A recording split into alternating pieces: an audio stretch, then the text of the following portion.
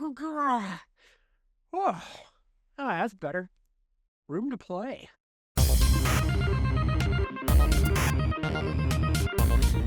Hello, everybody, and welcome to the very first episode of Random Content. I'm your host, Mike Barcode. I will be your guide through whatever the hell this turns out to be.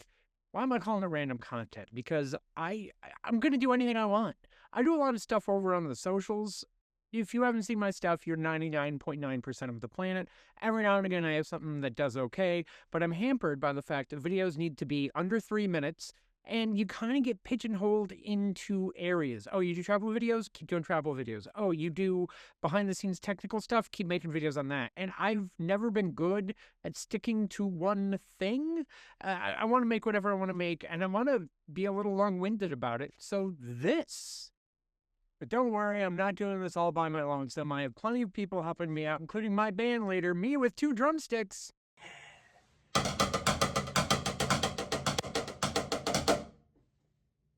He's fantastic. I love that guy. Hey, how you feeling tonight, me with 2 drumsticks?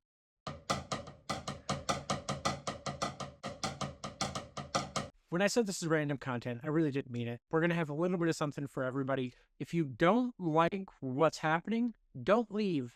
Look at the time codes. Look at the chapters. Skip ahead. Maybe there's something more for you. Week to week, there could be something that isn't for you, and then 2 minutes later, it's something you love. But on top of that, we're going to have a very special musical guest, and it's not just me with 2 drumsticks. It's me with a slide whistle. I'm kidding. We won't do that. That'll be cut for time. The first thing we're going to do is for the diehards. However many of you there may be who may have followed from those other platforms to give me the time of day and see whatever the hell this is, let's do a little social media rewind. We are going to look at my December 1963 lip sync. This is probably the most popular thing I've ever done. If I've ever had 15 minutes, it's from this. It's about 5 years old now, and it's a cold case murder investigation, but to the song December 1963 by the Four Seasons. Let's get into it. By far, the most popular thing I've ever done online is the December 1963 Oh What a Night lip sync, where I take that song and I treat it like it's a cold case murder investigation. It's ranking at almost 2 million views on Instagram, about 4.5 on TikTok. It's done 20 on YouTube because it's really crushing it here. But I'm not presumptuous enough to assume that everyone that is watching this has seen that. So let's watch that 59-second clip together, and then we'll talk more about it and have some fun dissecting it afterwards. What do you say? I had this idea like a decade ago, and I was really bored tonight. So here is Frankie Valli's December 1963 presented as a cold case murder investigation. Oh, what a night. Late December back in 63. What a very special time for me, as I remember what a night. Oh, what a night. You know I didn't even know her name, but I was never gonna be the same. What a lady, what a night. Why did it take so long to see the light? Seemed so wrong, but now it seems so right. What a lady, what a night. The video came out in June of 2021. At time of recording, it is March 2026, which means it's almost been 5 years since that came out. And in the video, I say that I had the idea almost a decade ago. So this weird thing of this video has been a part of my life for a very long time. To see it do well was amazing. But when I say I had the idea almost a decade ago, I meant it. I found the original file. Horrible Pop Songs, 1963, from November 10th, 2013. So it had actually been 8 years since I'd had the idea, although I think I'd thought of it before I ever wrote it down. The script was never intended to actually be a short lip sync. It was a full sketch. It was taking the lyrics of the song with 2 cops, a suspect, atmospheric grizzled night, and the lyrics were going to be, the dialogue. Cop sitting there, what a night.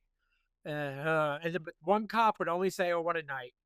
The suspect would be creepy and say the lines, but very methodically. Seems so wrong, but it seems so right. And then the other cop would have to calm the first one down when he starts freaking out. Because I remember at the end of the song, there's the do do do do do do do do, and I had that being the cop going dude, like just trying to calm his partner down. Listen, what we wound up with is probably better. It was faster. It was probably funnier, but I still like the idea of what it was originally. And when I recorded it, I thought I might do the whole song. I didn't make it to be a minute, right? I knew it was gonna have to be quick, and I know like when I was doing my intro, my first take, my intro was way too long. This is my original intro. I did 3 takes of the intro. This was take 2, which was 19 seconds, and I realized near the end, I was like, this is taking too long. Pre-COVID, I used to write and direct sketches and put them on YouTube. They never really went anywhere, but I really enjoyed it. I had this one idea like a decade ago, and I thought, oh, I can never pull that off.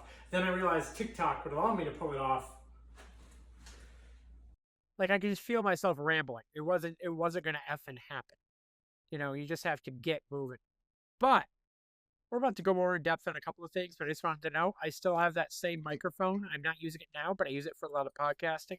It's literally the same model, but for some reason I took this part off. I guess I thought it would look more like official as like some sort of court microphone. That doesn't make any sense.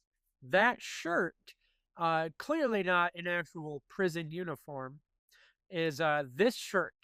It's a ripped apparel, R-E-P-T apparel, orange t-shirt of Shaun of the Dead, but on like a Monopoly chance card saying, proceed straight to the Winchester. I still have it. It's got holes in it. It's ratty. It's 4X from before I lost weight. It is a sleep shirt now. But let's transition over to I got a little treat for you. Hi, down here now. This is going to be in the center, the actual video. On the left, the good take of this is going to be the various takes with the actual video in the center. I only did, and I was shocked to find this when I went and looked for the footage, 1 take of the jumpsuit prisoner. I did the whole song 1 time, and I went, that's good. I was stunned. I did 2 takes of the cop, and I kind of figured out by the time I was getting to the cop, because I did the prisoner first, that I wasn't doing this whole song. So there's some jumps and cut-arounds that I'll mention when we get there. But the used takes for the video, prisoner on the left, cop on the right, video in the center. Let's check it out. I had this idea like a decade ago, and I was really bored tonight. So here is Frankie Valli's December 1963 presented as a cold case murder investigation. Oh, what a night. Late December back in 63. It stays linked up for about half of it, and then it goes wildly off the rails. With one caveat coming up.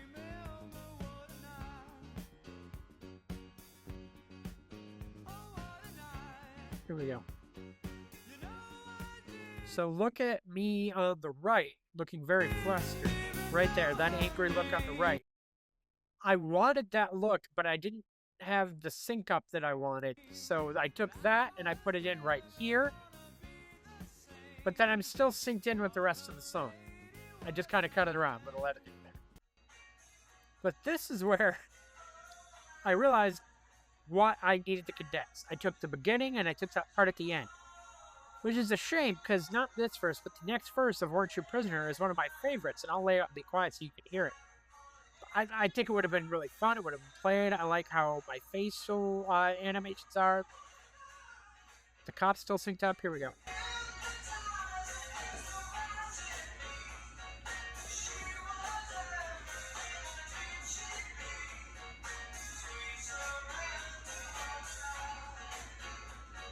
I just think I'm nice and creepy there, and I think it's a good verse for what it is.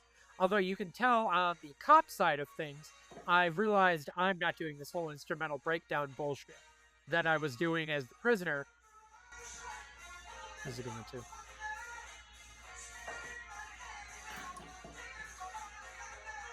I was disappointed I couldn't work in the body under that. But I've skipped ahead in the cop version, coughing, barely making it through.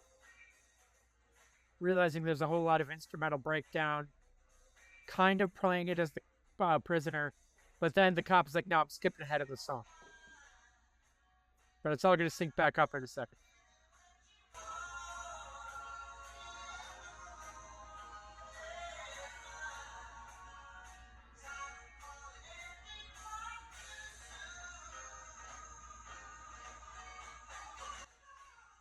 I like that jerk up for me. Takes so long to see the light. Seems so wrong, but now it seems so right. What a lady, what a night. There you go. First take prisoner, really hanging on. See, we take off the handcuffs. Just eye in the camera, staring daggers at you. You know that 5 years later you see this footage. So, there you go. Couple other little notes. Yes, it's the Four Seasons. I say in the intro, oh, it's the Frankie Valley song. Everyone and their fucking brother. Yes, a few notes. Yes, it's the Four Seasons. Frankie Valley is in it. He does the bridge, but it is the other guy whose name I don't remember in the Four Seasons does most of the song. My intro is, hey, it's that Frankie Valley song. I have been lit up for 5 years by a million people about it. I'm aware. My bad. I didn't think about it when I recorded it. Other things over the years, as times have changed, to me, the lyric is obviously a man and a woman, but I would have done it regardless. There have been a couple of moments where I'm like, is the violence weird serial killer aspect too much? Can I not do that type of thing anymore? Is it going to make people uncomfortable? Is it weird? But I feel like I'm doing it goofy, weird, and like it's not. I just worry. There was somebody who was commenting, and I've had a couple that were like, "Oh, violence to a woman's real funny." I was like, I guess I wasn't going for that angle. I was just making the song into something that it's not. I mean, the song I think is about losing your virginity, right? So I don't know, but I don't know. Something I have to think about sometimes. I guess what I'm saying is I actively think about it, and I think, oh, should I do weird and creepy shit like that anymore? I don't know. I think about it. It's in the head. But otherwise, the sketch is still doing numbers. It still performs. People still enjoy it. People bring it up to me all the time. So I'm probably the only one thinking about it at this point. But I worry. But hey, thanks for coming on this journey with me.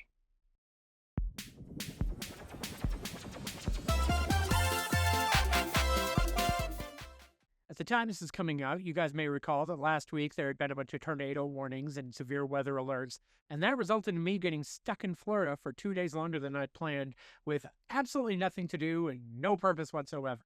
What I managed to do, however, was find Ponce de Leon's Fountain of Youth. I posted a little clip of this already on my socials, but there's a lot more than what I shared there.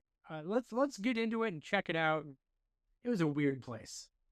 Listen, I'm getting older. I'm slowing down. I'm about to have the day I'm trying to have. There's only one place I can start it, and that's Ponce de Leon's Fountain of Youth.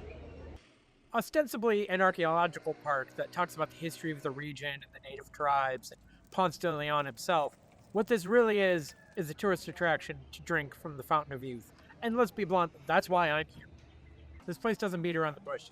The second you walk in, you see the Fountain of Youth, and you walk right into the pavilion, and you get yourself a cup, which I assume these cups were native to the region and area and grew there.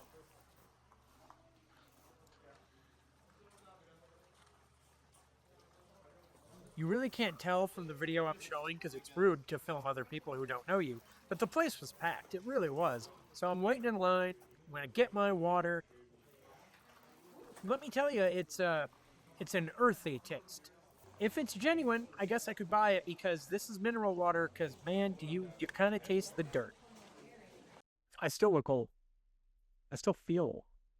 Let's try another.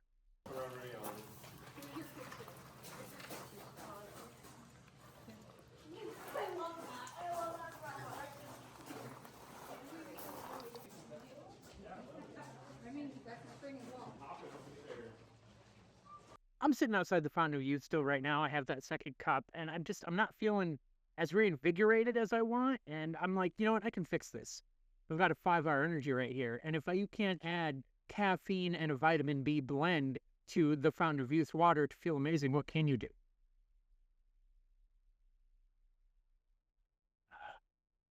I tasted terrible. Don't mix 5-hour with mineral water.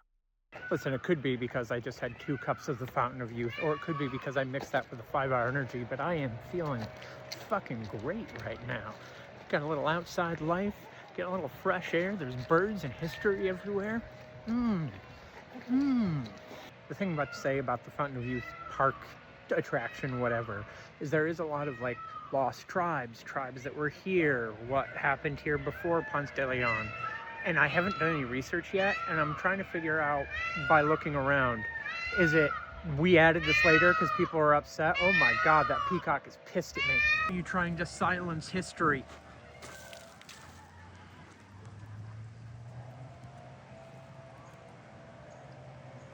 Alright, I'm going to try starting again, and if that peacock erupts, it's because the peacock doesn't want you to know the truth.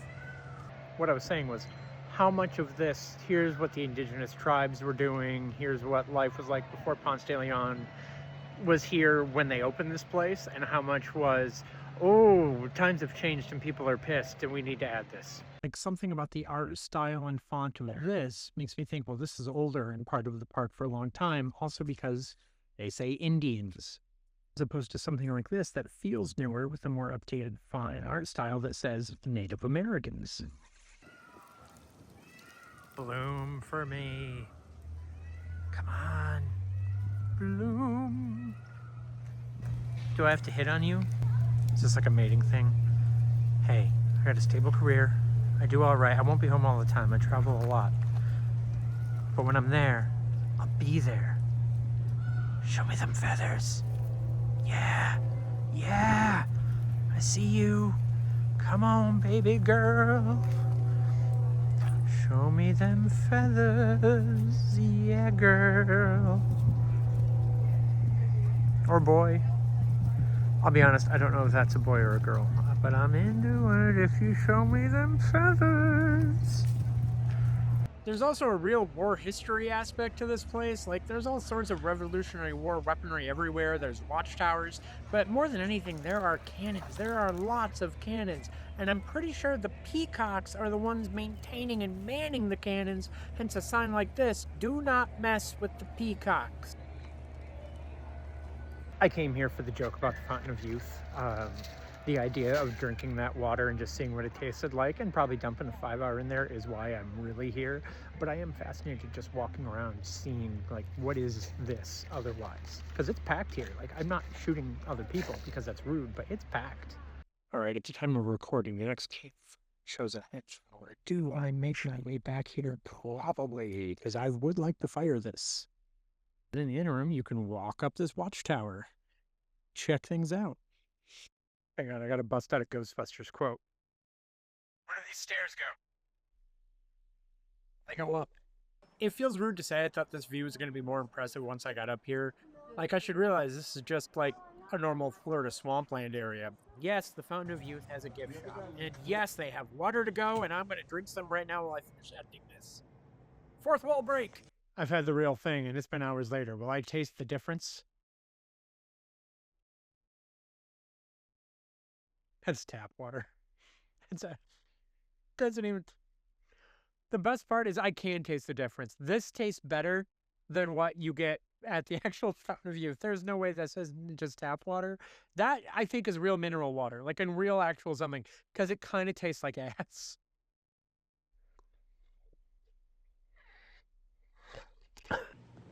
Hi, do you want to talk about some really nerdy stuff? Affirmative. A couple of weeks ago, they put out the first trailer for Lanterns, and it lit the internet on fire. People were upset at color choices, tone, presentation of how are we going to enact the Green Lanterns on screen in this new DCU, and people were not happy. Then Damon Lindelof, the executive producer and showrunner, some older comments of his about the Green Lanterns got rediscovered where he kind of talked to them being green, and people lost their minds again, and he had to come out and put out an apology. All that to say, it shouldn't be so hard. I have had for years a 10-film plan in my brain. 10 films. I've got contract status, characters, how you can pull this off. You just got to make it happen. And I'm going to break it all down right here. Here we go with trilogy number 1. This is a classic Hal Jordan origin. I'll be honest, it's kind of the plot beats of the 2011 Ryan Reynolds movie, but it'll be with better pacing, acting, special effects, all the reasons that movie was bad. But let's be real, kind of the beats of the plot were accurate and fine, and we have to accept that. Abin Sur, Sinestro, the whole thing. Sinestro shows up for On-Earth training.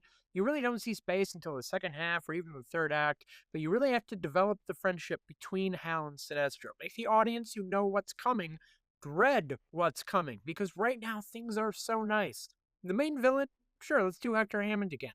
It'll be fun with the big head and the science and all that. Again, the beats of the 2011 movie were fine. It was the package and presentation that was terrible. Movie number 2, this is where we start expanding the world a little bit. This is going to be the introduction and fall of Guy Gardner. Also the introduction of Jon Stewart, the first big space movie in the franchise. The Manhunters are coming. For people who don't know, the Manhunters are the Guardians of the Universe who created the Green Lantern Corps, created first. And it didn't go well. They got kind of exiled to another universe, and the Manhunters are back, and they want to instill order. They're creepy robots who want that type of thing. Anyway, let's continue. I think it's important to introduce the Guardian of the Universe Ganthet in this first movie. It can be a cameo. Hey, that guy's Ganthet. I mean, something subtle, because he will have an increasingly important role as these movies go on. So when the Guardians of the Universe, who created and run the Green Lantern Corps, are shown for the very first time on Oa, there should be at least one scene singling this one specific Guardian. We're going to introduce more Green Lanterns like they did in the comics eventually, but we're kind of going to fudge the reasoning. Here, they know the Manhunters are coming and the threat is coming, and that's going to have to be stopped out in deep space. So all the GLs are getting partners. This allows you to introduce Guy Gardner, who is chosen as Hal's partner, and they do not get along. Lots of comedy from Guy, but he is also angry, and he pushes too hard, too fast, and he goes too far. Jon Stewart is introduced briefly at the end as Hal's new partner when Guy is kicked out of the Corps, which also happened in the comics briefly. He eventually came back. There's also a whole thing with a head injury, changing his personality, but we don't need to get into that. Main villain of this one is the Manhunters. Sinestro's home planet and his ruling and subjecting of the planet is finally revealed to the audience at the end, but not Hal or the rest of the Corps. It can either be him returning at the end of the movie, or we could do like an after credit scene. But I'd kind of like the end of the movie so that, like, not everyone stays for after credit scene. I don't like plot important things to happen in after credit scenes. Movie number 3 is the Hal and Jon Stewart buddy cop movie, because again, Jon Stewart was introduced briefly at the end of the last one as Hal's new partner to replace Guy. They are vaguely investigating the destruction of several worlds. There's kind of teasing Mongol who will be in the next film and trilogy. And in the course of this, we'll say they need to stop and rest, choosing Sinestro's home planet Korrigar in the neighboring sector. And, they're all tight. It'll be fine. Oh, we can stop over there for a couple of nights. Hey, hey, hey. The gradual build and reveal the unease that he is subjecting his people to bring all the order. He has the most orderly sector. The Guardians who has been like, hey, he's the best. We don't have any problems with his sector. We're not going to look at why. But, he's kicking ass. Well, they eventually realize that he is subjecting his people, and this brings a lot of moral arguments and discussion of hypocrisy. The big action comes from Sinestro trapping them on the planet, as if they won't support him. He can't have them causing trouble with the Guardians. He won't lose his life because of them. They have to escape. They fight Sinestro. He is finally revealed to the Corps in the universe, and he is exiled into another dimension. Hal and John fly off to have adventures. Main villain here is obviously Sinestro. This could be the end of it all. If we're only getting 3 movies, you got 3 movies. You have one cohesive trilogy that would tell a nice arc throughout, give you some good action, story beats, introduce a lot of fun characters. But let's keep going. Important things to take from this trilogy. Aside from all the things mentioned above, Hal's love of his family and friends, his relationship with Carol Ferris, his friendship with Tom and Ferris Air, his ties to Coast City have to feel very real for what's about to come. There have to be a couple of scenes minimum in movies 2 and 3 to keep these ties relevant. Trilogy number 2, movie 4. This movie starts out with things pretty fine. I'd love a Dr. Light or a Dr. Polaris, kind of like mini opening cameo for an action set piece, but Mongol arrives. First, he arrives to the planet Yanshi. Jon Stewart is patrolling the sector alone when this happens, and he fails to stop Mongol. Mongol wants to add planets to his empire, but if they decline, instead of letting them go, cool, sorry, my bad, I really wanted it, he destroys them just outright. Oh, you don't want to become a part of my empire? You're out. John can't negotiate, he can't stop him, and the entire world is just rendered to ash around him. I have this visual of John in a green shell protecting him as the world just literally falls away. It is gone. Anyway, John is now the only survivor of this terrible disaster. He is taken off active duty, parked on Earth, his status to be reviewed. This is important as it removes Hal's friend and closest ally from what is about to happen. In the finale, Mongol comes to Earth. Hal saves the planet, but he doesn't save Coast City. Like Khan, Fire, and Genesis, despite Kirk, he has gotten off one blast before defeat from his ship, and Coast City is leveled. It's like that scene in Rogue One where they just take out the base on Scarif. Hal has a massive fight with Mongol filled with rage and grief. It is one-on-one. The Corps does not come to help. No one helps him here. That's important. It will come up later. The final shot of the movie is the iconic shot of Hal with his arm in a grain sling sitting in the ruined crater of his former city and home. It does not end happy. Think Infinity War. Movie 5, The Downfall of Hal Jordan. This is Emerald Twilight. This is going to be pretty comics accurate. Hal has lost everything. He begs the Guardians to help him restore what is lost. He's done so much for them, for the universe. Doesn't he deserve just one win here? For himself? No, they say. I think it would be good to start the movie siding with Hal. He's not instantly evil. We've spent 4 movies with him saving the universe, and he has lost everything. But as familiar characters and friends enter the movie, which is Hal going from Earth to Oa with the stated intent to absorb all the power in the battery and use it to fix his life.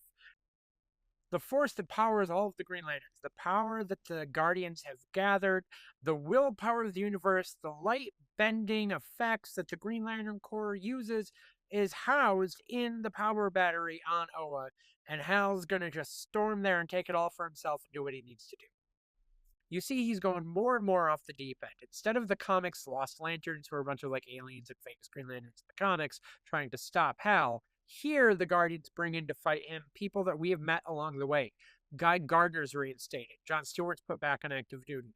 People like Kilowog, famous in the comics as the 2011 movie, he would have been in the other ones as a trainer. He's definitely going to be here. Any other recurring lanterns that these movies have developed will be put in his way. We realize Hal has lost his way when he snaps John Stewart's back, paralyzing him to stop him and taking his ring. Finally, the Guardians deploy Sinestro. Hal wins. He snaps Sinestro's neck. He slaughters all the Guardians but Ganthet, who they have hid to protect their legacy, and he disappears into the power battery. The light in the battery briefly goes out. But then it reignites, but Hal explodes from it, and he takes off his Green Lantern ring, smashes it out on the ground, he doesn't need it anymore, and he flies off. After he leaves, Ganthet gathers the pieces, forms a ring, and imbibes it with all the energy he has left, and he works to beat Hal to Earth. Kyle Rayner is introduced at the very end. A complete nobody. We have not seen this person, we have not met this person, but he is handed the ring by Ganthet. As Ganthet says, you will have to do.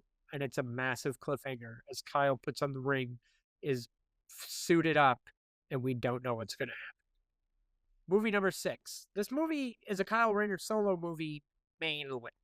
John Stewart will appear partway through to kind of lore dump and begin being a mentor to Kyle. That's selfish for me because when I actually started reading comics, Kyle Rayner was Green Lantern. Everything I'm talking about had pretty much happened.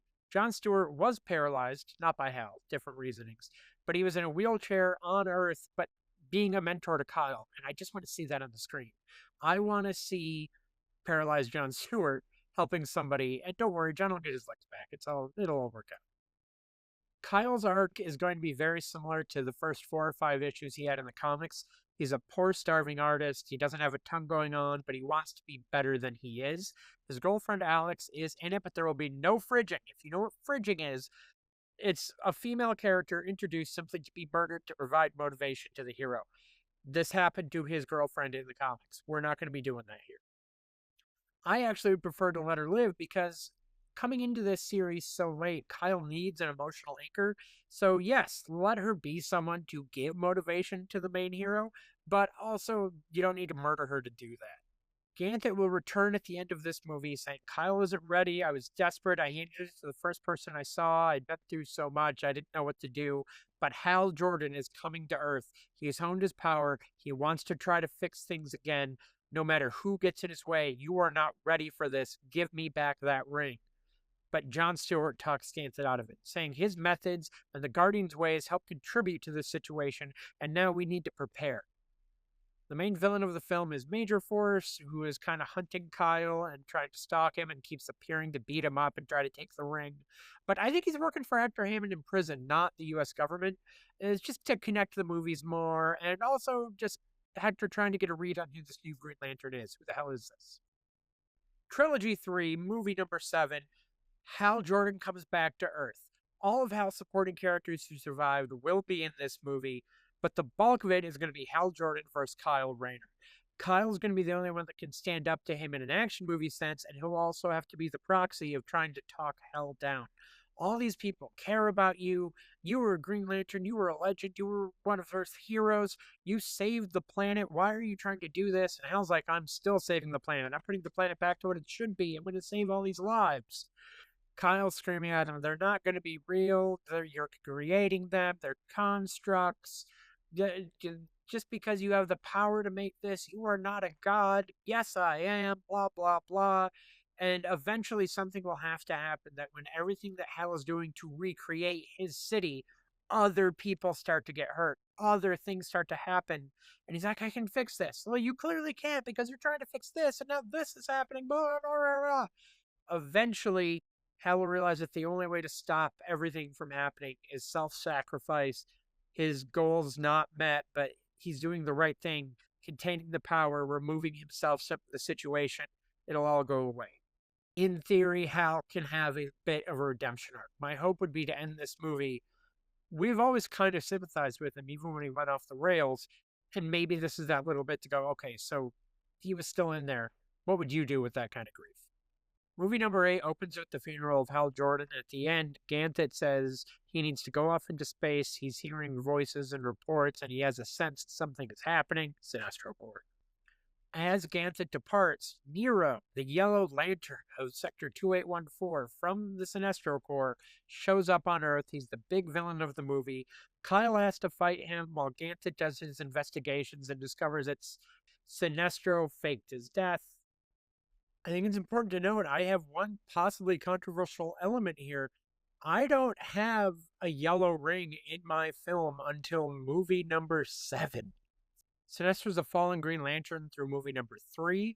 When he is brought back into the fold to try to stop Hal, he is given a Green Lantern ring by the Guardians. He uses his ring and Hal's blind rage to fake his death and escape. It's a whole thing of cowardice. And it is in his escaping that is when he finds the Clordians, the power of the yellow ring. It'll all be explained through these later films. But I don't have that as an aspect, which is part of why I'm not doing Parallax. Fucking... At the end of the movie, Ganthet arrives on Earth and tells everyone it's not just this guy. It's a core. It's a big yellow lantern core. And Sinestro is alive. Everyone's like, what the hell are we going to do? Kent says there's only one thing we can do. We have to bring back the Green Lantern Corps. We have to reignite the power battery. And the only way we can do that is with the body of Hal Jordan. And everyone's like, we just buried that guy. And he's like, I am aware. I really do imagine some joke of Guy Gardner just grabbing a shovel and be like, fine, I'll do it. Movie number 9, Green Lantern Rebirth. The return of Hal Jordan, the repowering of the battery, the return of the Green Lantern Corps. This is going to follow the comics pretty closely, but with one big difference some people might get upset about. Hal's physical form still preserved due to all the energy he contained. However, I am not going to have him corrupted by Parallax. I think suddenly adding in entities and, oh, it was in the battery and it corrupted him. It was good in the comics because they had to write or reason Hal did all these terrible things in the comics, when in the real world it was because they were trying to get rid of him and bring in new characters. And they're like, no, we want to do that. Why would he have done all these things? Oh, he was possessed by an entity. Here, I think that would cheapen all the stuff we've been through. I think we have to put the onus of this more onto Sinestro. Sinestro did use powers from the antimatter universe and creating his own core to fake his death, to heighten Jordan's emotional fear and pain and things. You have to twist this to be more personal to this villain than introducing just an entity. Sinestro, that said, Sinestro has revealed himself and his core to the universe. Driven by fear, they are reinstating order Sinestro's way. They will subjugate people to bring peace and harmony to the galaxy by any means. This is harmony, peace, and understanding the Sinestro way. When everything wraps up at the end, the Guardians are back, the core is back, Hal is back. You get Hal, Guy, John, and Kyle all powered up with rings, standing in a line with the core behind them. And then Hal Jordan just looks at Sinestro, who has the same thing going on with his core. It is core to core. There is about to be a fight. And Jordan just goes, "Do you want this fight?" And Sinestro goes, "Yes, Jordan, but not today." And they depart. There's your cliffhanger for the big wrap-up.